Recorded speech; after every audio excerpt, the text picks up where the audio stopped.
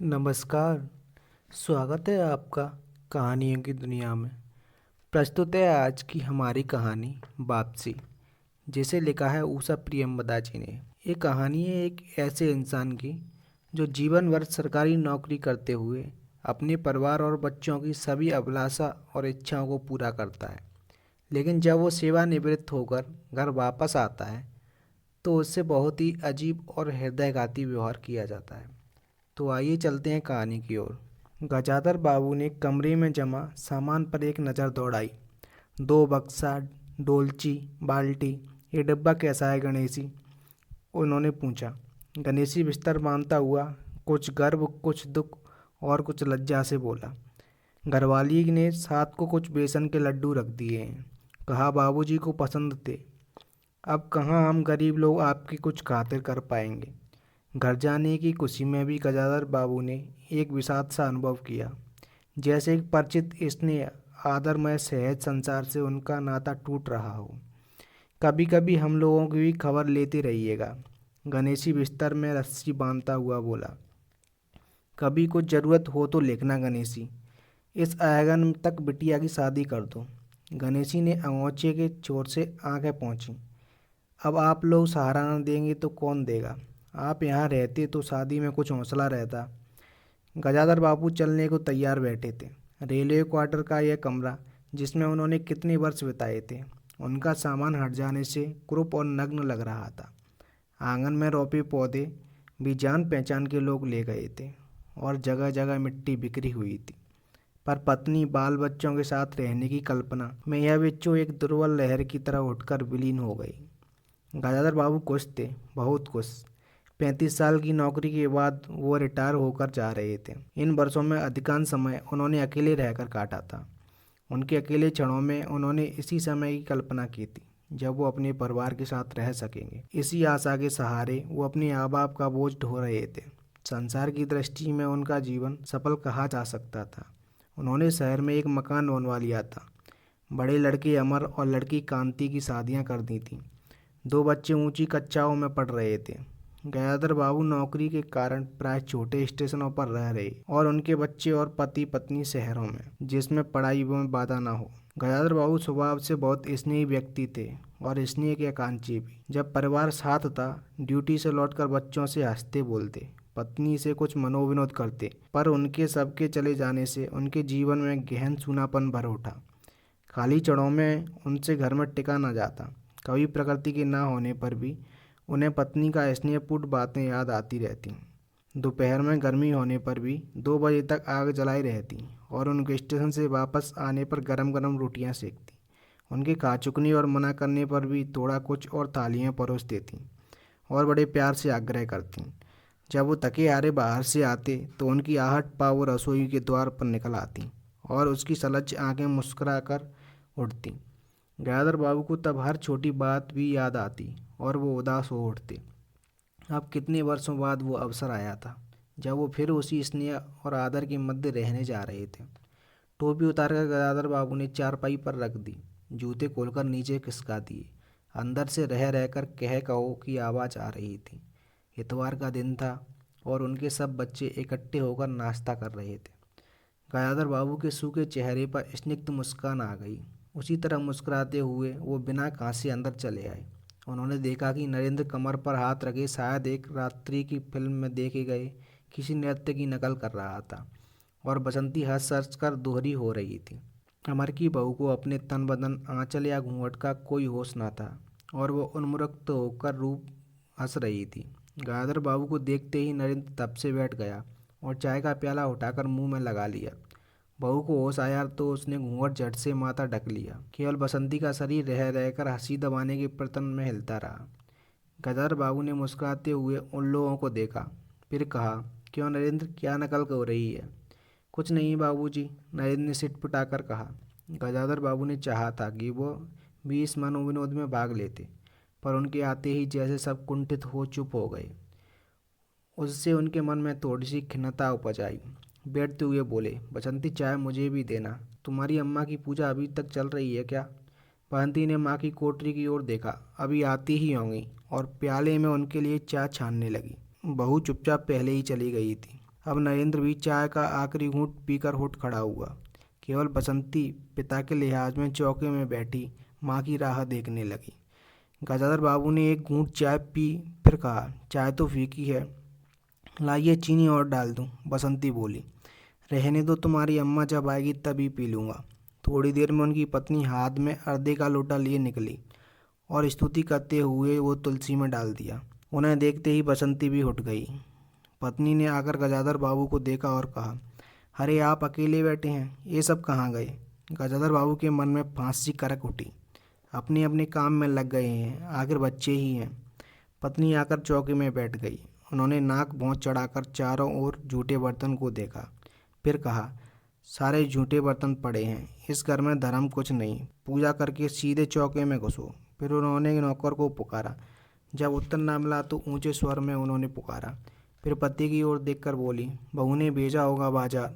और एक लंबी सांस लेकर चुप हो रही। गजाधर बाबू बैठकर चाय और नाश्ते का इंतजार कर रहे थे। उन्हें अचानक ही गणेशी की याद आ गई। रोज़ सुबह पैसेंजर के आने से पहले वो गरम गरम पूड़ियाँ और जलेबी बनाता था। गजाधर बाबू जब तक उठकर तैयार होते उनके लिए जलेबियाँ और चाय लाकर रख देता था। चाय भी कितनी बढ़िया, कांच के गिलास में ऊपर तक भरी लबालब, पूरे 2.5 चम्मच चीनी और गाढ़ी मलाई। पैसेंजर भले ही रानीपुर लेट पहुँचे, गणेशी ने चाय पहुँचाने में कभी देरी नहीं की। क्या मजाल कि कभी उससे कुछ कहना पड़े।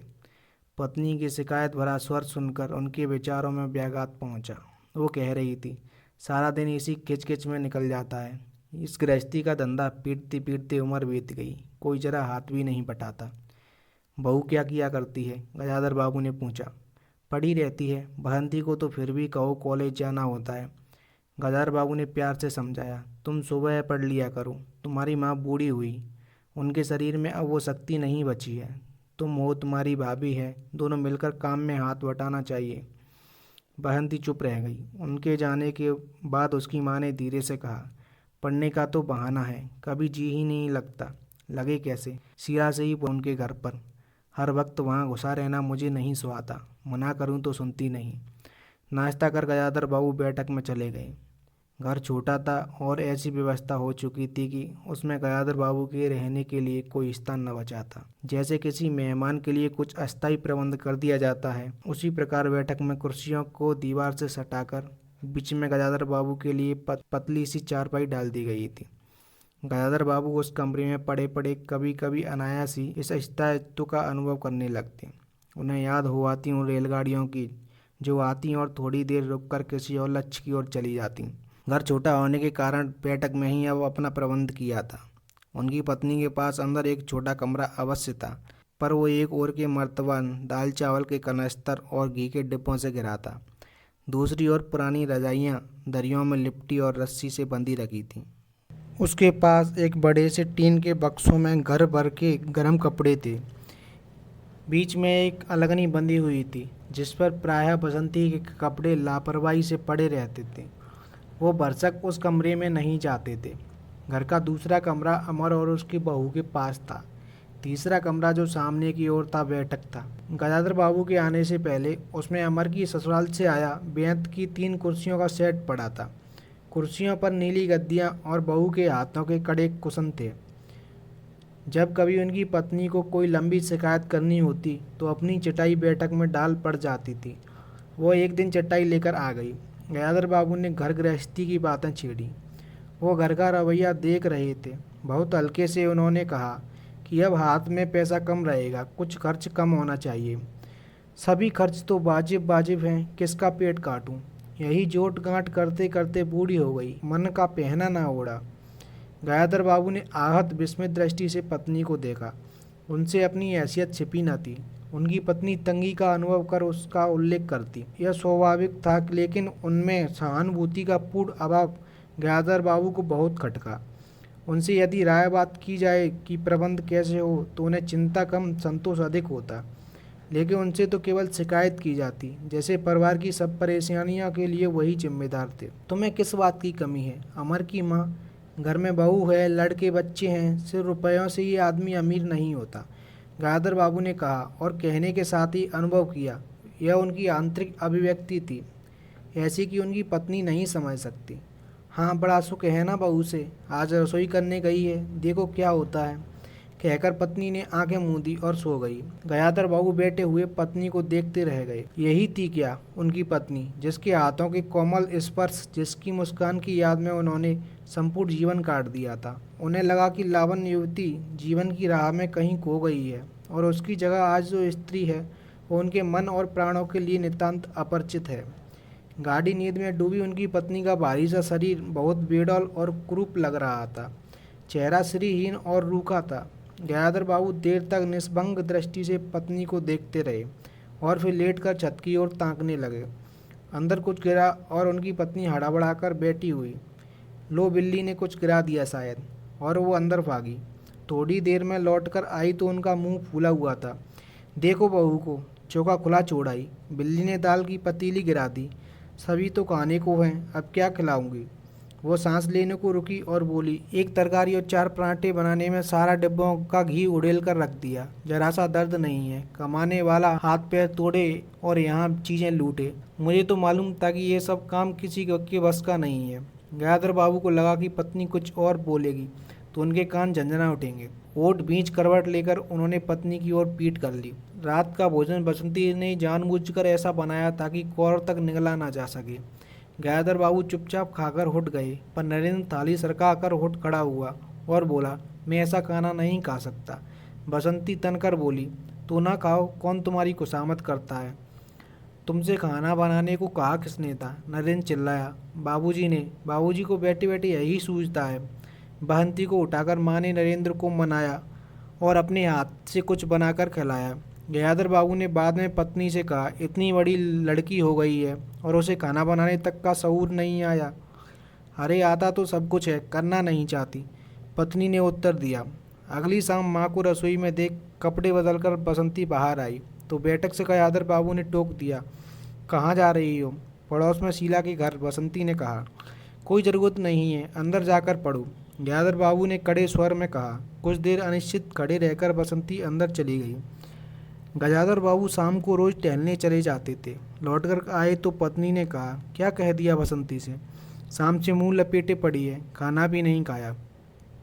गजाधर बाबू खिन्न हो आए। पत्नी की बात का उन्होंने कुछ उत्तर नहीं दिया। उन्होंने मन में निश्चय कर लिया कि बसंती की शादी जल्दी ही कर देनी है। कुछ दिन के बाद बसंती पिता से बची बची रहने लगी। जाना होता तो पिछवाड़े से जाती। गयाधर बाबू ने 2-1 बार पत्नी से पूछा तो उत्तर मिला, रूठी हुई है। गयाधर बाबू को रोष हुआ। लड़की के इतने में जाने को रोक दिया तो पिता से बोलेगी नहीं। फिर पत्नी ने उन्हें ही सूचना दी कि अमर अलग रहने की सोच रहा है। क्यों, गयाधर बाबू ने चिंतित होकर पूछा। पत्नी ने साफ साफ उत्तर नहीं दिया। अमर और उसकी बहू की शिकायतें बहुत थीं। उनका कहना था कि गयाधर बाबू हमेशा बैठक में ही पड़े रहते हैं, कोई आने जाने वाला हो तो कहीं बिठाने की जगह नहीं। अमर को अब भी वह छोटा सा समझते थे और मौके बेमौके टोक देते थे। बहू को काम करना पड़ता था और सास जब तब फूहड़पन पर ताने देती रहती थी। हमारे आने से पहले भी कभी ऐसी बात हुई थी, गयाधर बाबू ने पूछा। पत्नी ने सिर हिलाकर बताया कि नहीं, पहले अमर घर का मालिक बनकर रहता था, बहू को कोई रोक टोक न थी। अमर के दोस्तों का प्राय यहीं अड्डा जमा रहता था और अंदर से नाश्ता चाय तैयार होकर जाता रहता था। बंदी को भी वही अच्छा लगता था। गयाधर बाबू ने बहुत धीरे से कहा, अमर से कहो जल्दबाजी की कोई ज़रूरत नहीं है। अगले दिन वह सुबह घूम कर लौटे तो उन्होंने पाया कि बैठक में उनकी चारपाई नहीं है। अंदर जाकर पूछने ही वाले थे कि उनकी दृष्टि रसोई के अंदर बैठी पत्नी पर पड़ी। उन्होंने यह कहने को मुंह खोला ही कि बहू कहाँ है, पर कुछ याद कर चुप हो गए। पत्नी की कोठरी में झाँका तो अचार रजाइयों और कन्वस्त्रों के बीच मध्य अपनी चारपाई लगी पाई। गयाधर बाबू ने कोट उतारा और कहीं टांगने को दीवार पर नज़र दौड़ाई, फिर उसे मोड़कर अलगनी के कुछ कपड़े खिसकाकर एक किनारे टांग दिया। कुछ खाए बिना ही अपनी चारपाई पर लेट गए। कुछ भी हो, तन आखिरकार बूढ़ा ही था। सुबह शाम कुछ दूर टहलने अवश्य चले जाते, पर आते जाते थक उठते थे। गयाधर बाबू को अपना बड़ा सा क्वार्टर याद आ गया। निश्चित जीवन, सुबह पैसेंजर ट्रेन आने पर स्टेशन की चहल पहल, चिरपरिचित चेहरे और पटरी पर रेल की पहियों की खटखट जो उनके लिए मधुर संगीत की तरह थी। तूफान और डाक गाड़ी के इंजनों की चिंगाड़ उनकी अकेली रातों की साथी थी। सेठ रामजीमल की मील के कुछ लोग कभी कभी पास आ बैठते, वही उनका दायरा था। वही उनके साथी। वो जीवन अब उन्हें एक कोई निधि सा प्रतीत हुआ। उन्हें लगा कि वो जिंदगी द्वारा ठगे गए हैं। उन्होंने जो कुछ चाहा उसमें से उन्हें एक बूंद भी ना मिली। लेटे हुए वो घर के अंदर से आते विविध स्वरों को सुनते रहे। बहू और सास की छोटी ही झड़प, बाल्टी पर खुले नल की आवाज़, रसोई के बर्तनों की खटपट और उसी में दो गौरैयों का वार्तालाप। और अचानक ही उन्होंने निश्चय कर लिया कि अब घर की किसी बात में दखल न देंगे। यदि गृहस्वामी के लिए पूरे घर में एक चारपाई की जगह नहीं है तो यहीं पड़े रहेंगे। अगर कहीं और डाल दी गई तो वहाँ चले जाएंगे। यदि बच्चों के जीवन में उनके लिए कहीं स्थान नहीं है तो अपने ही घर में परदेशियों की तरह पड़े रहेंगे। और उस दिन के बाद सचमुच गयाधर बाबू कुछ नहीं बोले। नरेंद्र रुपए मांगने आया तो बिना कारण पूछे रुपए दे दिए। बसंती काफ़ी अंधेरा हो जाने के बाद भी पड़ोस में ही रही तो भी उन्होंने कुछ नहीं कहा। पर उन्हें सबसे बड़ा गम ये था कि उनकी पत्नी ने भी उनसे कुछ परिवर्तन महसूस नहीं किया। वो मन ही मन कितना बाहर ढो रहे थे, इससे वो अनजान ही बनी रही। बल्कि उन्हें पति के घर के मामले में हस्तक्षेप न करने के कारण शांति ही थी। कभी कभी वो कह भी उठती, ठीक ही है, आप बीच में न पड़ा कीजिए। बच्चे बड़े हो गए हैं, हमारा जो कर्तव्य था कर रहे हैं, पढ़ा रहे हैं, शादी कर देंगे। गयाधर बाबू ने आहत दृष्टि से पत्नी को देखा। उन्होंने अनुभव किया कि वो पत्नी और बच्चों के लिए केवल धनोपार्जन के निमित्त मात्र हैं। जिस व्यक्ति के अस्तित्व से पत्नी मांग में सिंदूर डालने की अधिकारिणी है, समाज में उसकी प्रतिष्ठा है, उसके सामने वो 2 वक्त भोजन की थाली रख देने से सारे कर्तव्यों से छुट्टी पा जाती है। वह घी और चीनी के डिब्बों में इतनी रमी हुई है कि अब वही उसकी संपूर्ण दुनिया बन गए हैं। गयाधर बाबू उनके जीवन के केंद्र नहीं हो सकते। उन्हें तो अब बेटी की शादी के लिए भी उत्साह बुझ गया। किसी बात में हस्तक्षेप न करने के निश्चय के बाद भी उनका अस्तित्व उस वातावरण का एक भाग ना बन सका। उनकी उपस्थिति उस घर में ऐसी असंगत लगने लगी थी जैसे सजी हुई बैठक में उनकी चारपाई थी। उनकी सारी खुशी एक गहरी उदासीनता में डूब गई। इतने सब निश्चयों के बावजूद एक दिन बीच में दखल दे बैठे। पत्नी स्वभाव अनुसार नौकर की शिकायत कर रही थी। शक्ति ना कामचोर है, बाजार की भी चीज़ में पैसा बनाता है, खाने बैठता है तो खाता ही चला जाता है। गयाधर बाबू को बराबर यह महसूस होता रहता था कि उनके घर का रहन सहन और खर्च उनकी हैसियत से कहीं ज़्यादा है। पत्नी की बात सुनकर कहते हैं कि नौकर का खर्च बिल्कुल बेकार है, छोटा मोटा काम है, घर में 3 मर्द हैं, कोई ना कोई कर ही देगा। उन्होंने उसी दिन नौकर का हिसाब कर दिया। अमर दफ्तर से आया तो नौकर को पकारने लगा। अमर की बहू बोली, बाबूजी ने नौकर छुड़ा दिया है। क्यों? कहते हैं खर्च बहुत है। यह वार्तालाप बहुत सीधा सा था, पर जिस टोन में बहू बोली गयाधर बाबू को खटक गया। उस दिन जी भारी होने के कारण गयाधर बाबू टहलने नहीं गए थे। आलस में उठकर बत्ती भी नहीं जलाई थी। इस बात से बेखबर नरेंद्र माँ से कहने लगा, अम्मा तुम बाबूजी से कहती क्यों नहीं? बैठे बिठाए कुछ नहीं तो नौकर ही छुड़ा दिया। अगर बाबूजी ये समझे कि मैं साइकिल पर गेहूँ रख कर आटा पिसाने जाऊँगा तो मुझसे ये नहीं होगा। हाँ अम्मा, बसंती का स्वर था, मैं कॉलेज भी जाऊं और लौटकर घर में झाड़ू भी लगाऊं, ये मेरे बस की बात नहीं है। बूढ़े आदमी हैं। अमर भुनभुनाया, चुपचाप पड़े रहें, हर चीज़ में दखल क्यों देते हैं? पत्नी ने बड़े व्यंग से कहा। और कुछ नहीं सूझा तो तुम्हारी बहू को ही चौके में भेज दिया। वो गई तो 15 दिन का राशन 5 दिन में बनाकर रख दिया। बहू कुछ कहे इससे पहले वे चौके में घुस गई।